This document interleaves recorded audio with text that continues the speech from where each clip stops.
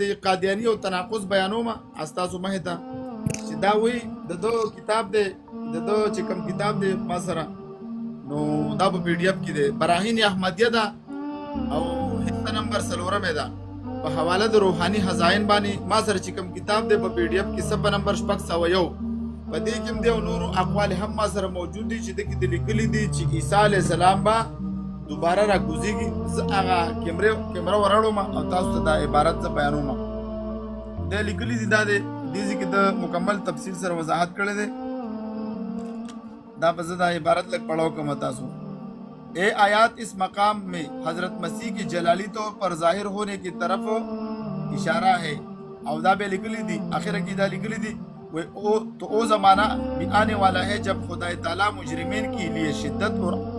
قہر اور سختی کو استعمال میں لائے گا اور حضرت مسیح علیہ السلام دا گر لکلی دی مسیح علیہ السلام نہایت جلالت کے ساتھ دنیا پر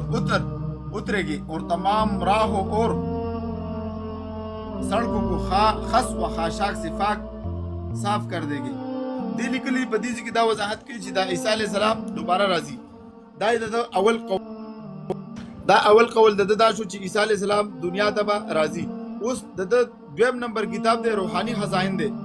او دا حواله د روحاني خزائن دا زدل دا دغه راړو د بل کتاب راړو دا حواله به ځان سره نوٹ کړئ روحاني خزائن دی او دا ازالۃ الاوهام په حواله سره ذکر کړل دی ازالۃ الاوهام په حواله سره ذکر کړي صفحه نمبر 302